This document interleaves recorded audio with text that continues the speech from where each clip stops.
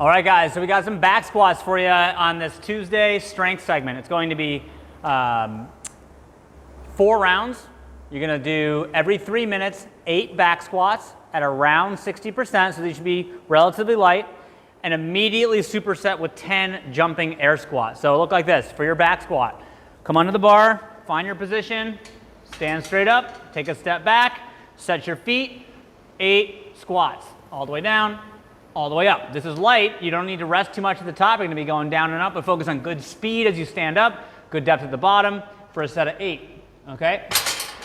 Re-rack the bar, step away, go immediately into 10 jumping squats. You're going to get a good deep squat, jump as high as you can, and catch. Okay? Really working on height. You're absorbing from right back into your next rep for 10. So 8 and 10.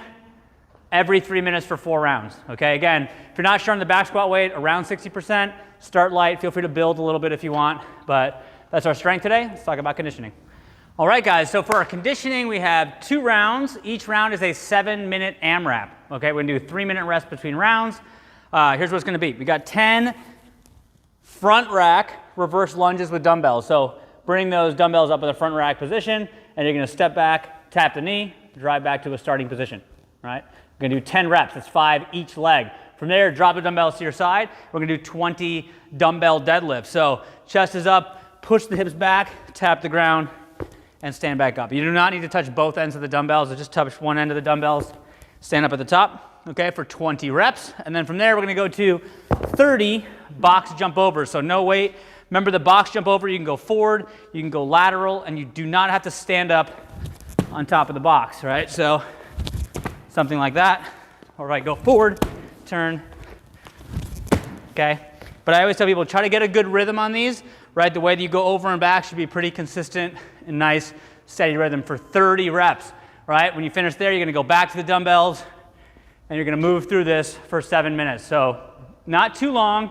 You're gonna get a 3-minute rest. You're gonna pick up where you left off to get a second round through for 7 minutes and score your total number of rounds and reps. So that is our workout for today. Let's check out our finisher.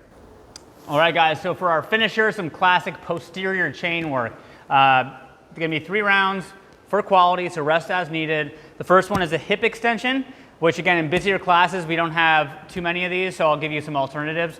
But the hip extension, you're gonna set up so that when you put your feet in, your hip clears the pad, all right? We wanna keep our back flat the entire time, hands across the chest. You're gonna lower down, come back up.